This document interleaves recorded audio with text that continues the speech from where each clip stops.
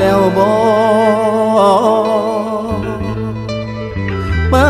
ดใจต่อแล้วบ่ล่ะคือจังหาทางลางสำเนียงเว้า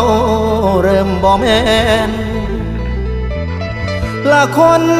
อายห่วงและห่วงแหนหรือมีแผนไปจากอายละบ่ล่ะ